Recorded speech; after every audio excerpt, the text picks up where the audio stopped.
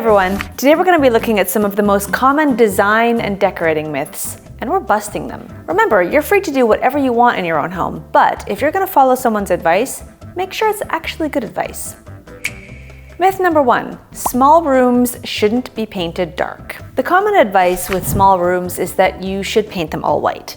This is so that the white paint can reflect as much light as possible and consequently make the room seem bigger. Logically, this makes sense and it is an option for small rooms. But what these die-hard small room white paint people don't know, because they've probably never tried it, is that dark paint can also actually make small rooms appear larger. It's just that it's happening in a different way. Not through the light that's being reflected, but through depth. If you look at a small room that's painted dark, you'll begin to notice that the walls and corners appear to blur into the shadows. Dark colors recede. This can give the illusion of having more space. It will enlarge and give depth to your room. Countless non-dark paint believers have taken the plunge and experimented with dark paints and have been amazed at how this actually works. If you just don't like dark hued spaces, that's fine. This still may not be the right option for you. But if you find you're craving a cozy and intimate feeling in your little room, dark paint could very well be your answer. Don't let other people's opinions or limiting beliefs stop you from painting your small room dark.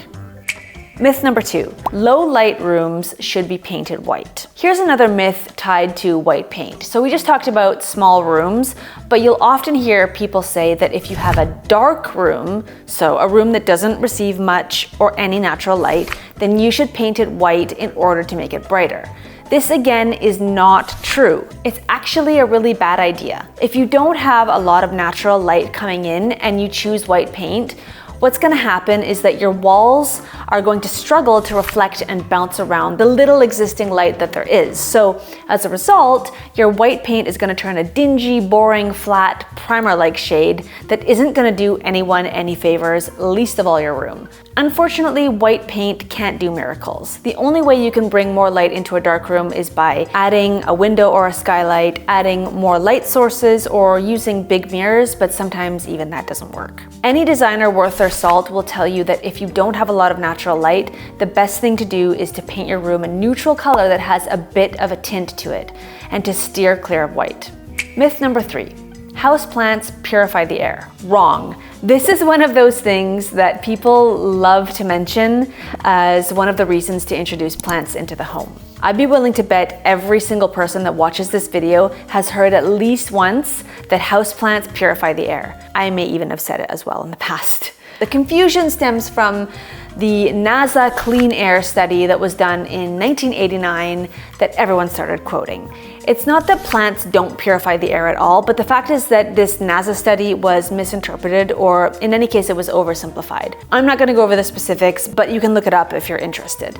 Suffice to say, further studies were done, including one published in the Journal of Exposure Science and Environmental Epidemiology. The authors state, a home with 1,500 square feet of space, that's about 140 square meters, would require 680 plants to be growing inside in order for the plants to effectively purify the air. Unless you basically live inside a plant nursery, your plants are doing next to nothing for your air. If you're looking to purify your air, you're better off just opening the windows or buying an air purifier. Now, that's not to say that plants don't have their benefits. They do. They help to boost your mood. They can make a space feel more lively. But when it comes to purifying the air, they're not actually doing anything. Myth busted.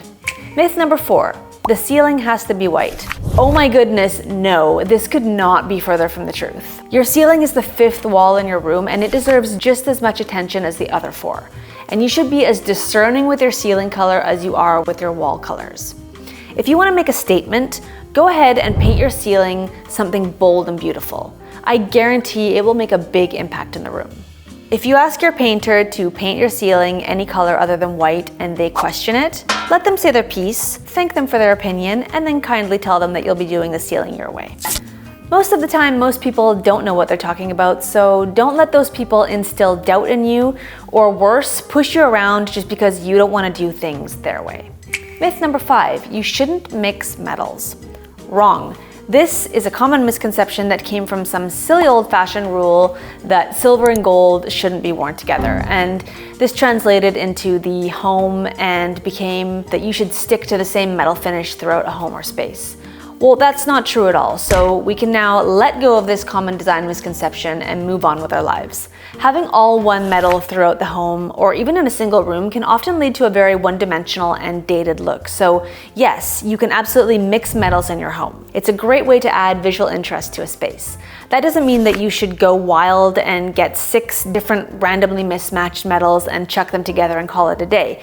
Like with everything in good design, there always has to be thought and intention behind your decisions. If you want a video about how to mix metals, let me know in the comments and I'll make one if I get enough interest.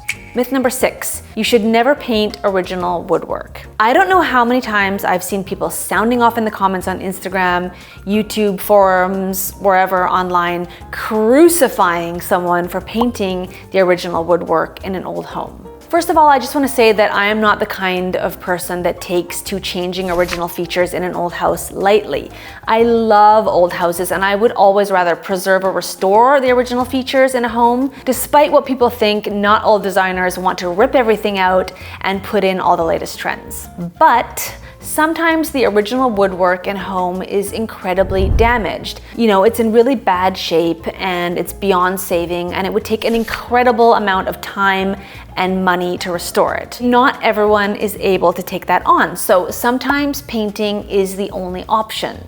Also, I know it's hard for some people to grasp this, but some people just don't like living with dark wood trim. Ultimately, it's the homeowner's decision, and if they want to paint their woodwork, then that's their prerogative. Would I paint original woodwork in good condition? No, I would never, but I also wouldn't make a blanket statement that woodwork should never be painted because, well, it depends. Myth number 7, you can't place an area rug over a carpet. I always see this question, I have carpet, can I still use a rug in my space? And my answer is always, why not? Of course you can. Of course you can place an area rug over top of carpet. There are certain designers who don't approve of doing it, and that might be why there's this idea that it can't or shouldn't be done. I'm not sure, but it can be done. Some reasons why you might want to use an area rug over carpet are if you need to cover stains, or you're renting and the carpet isn't to your taste, or if you want to add some color, pattern, or texture, or even if you're just trying to create zones within a room. Let me know in the comments if there are any other decorating myths that drive you crazy that you would love to see go away. For now, take care and I'll see you in the next one. Bye!